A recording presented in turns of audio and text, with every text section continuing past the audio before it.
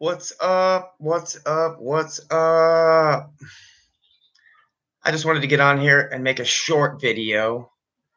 About a month and a half ago, I got started on a methadone maintenance program, and I started going to a methadone clinic, just simply for um, lots of urges and cravings for opiates, mostly hydrocodone, Vicodin, Percocet, um, not the like intense stuff, but the more look short acting opiates.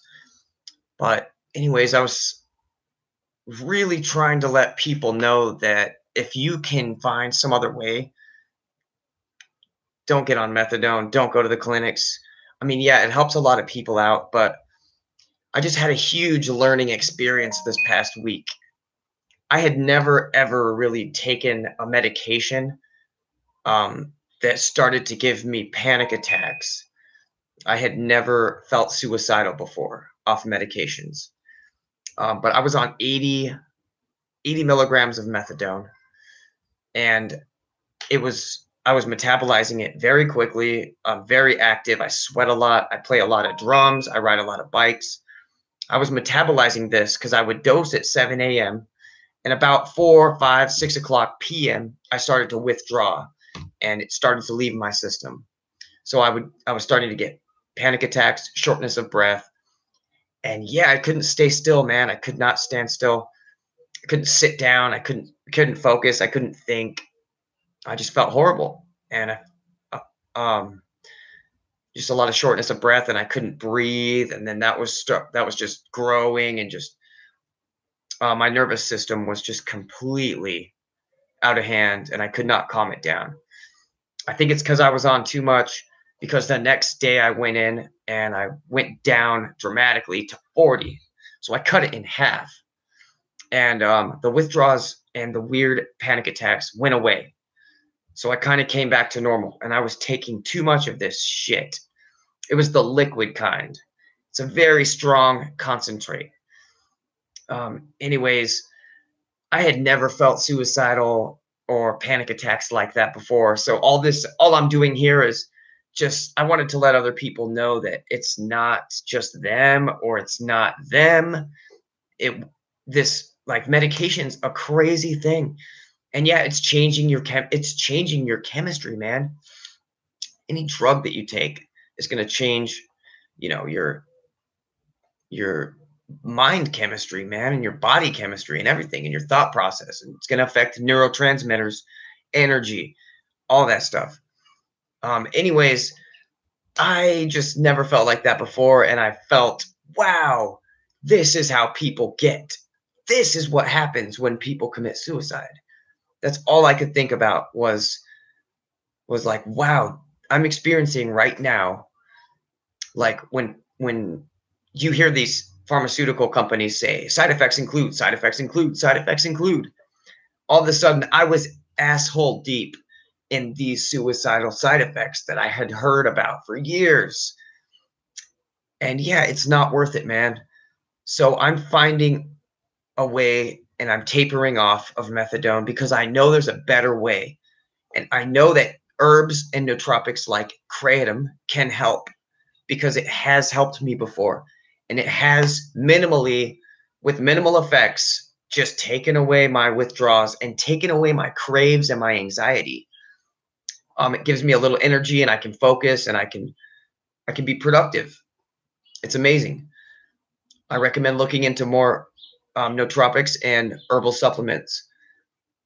Along with exercising. Exercising is just saving my life and it's pushing me forward into a whole new lifestyle. Started by riding bikes once in the morning, once in the evening. And it's amazing. It's got me out breathing. I'm waving to people. I'm smiling at people.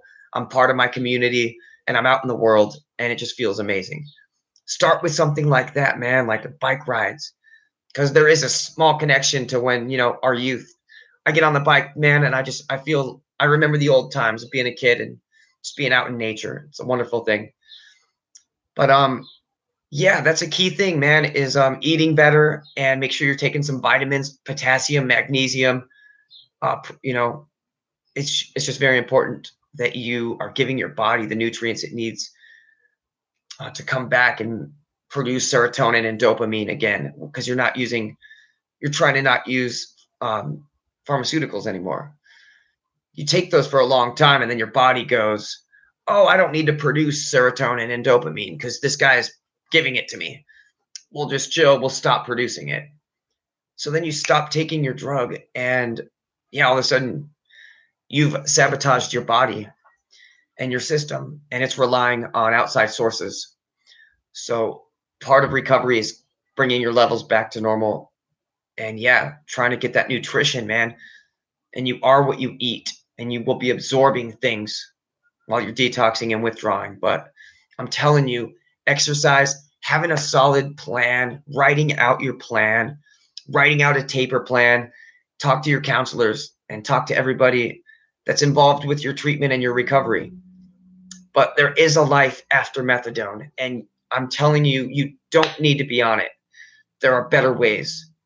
A lot of people get on methadone for years. I've been on it for 2 months, and I was starting to have these, hey, this is a problem.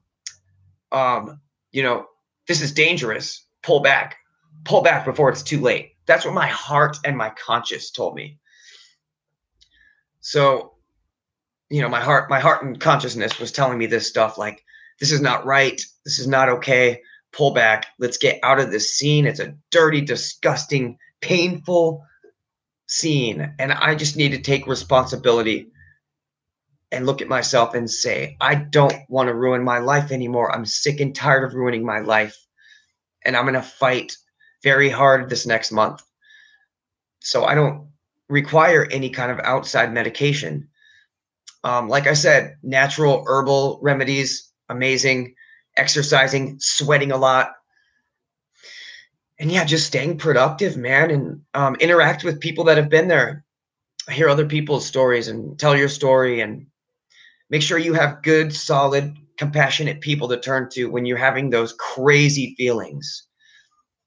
But push through and breathe and exercise and do the things you love to do. Do the things that bring you joy. Fall in love with life again. Like I said, this whole experience has me running towards life. After having suicidal thoughts, man, I love life. And it was just so unreal to me to have those suicidal thoughts. Yeah, I'm going to be updating and making more videos. I really want to help people with their opiate recovery. I feel like I've been trying for about 8 years, and this is what I'm calling my final battle. But I'm also kind of prepared. If it's not, that's okay. It's relapse is a part of recovery, but I'm taking responsibility, and I don't want to feel suicidal. That was just the craziest thing. It was the scariest 3 days of my life. I feel like I had no control. I had money in the bank, and I couldn't do anything. I was paralyzed. I thought I knew anxiety. This was just crippling anxiety. And like I said, suicidal thoughts. And it taught me that that's where people get, man. I now understand a little better that people that are on these things, antidepressants, SSRIs, serotonin reuptake, and blockers, man, these receptor blockers, there's a better way. That's my point. Be kind to each other and have a wonderful day.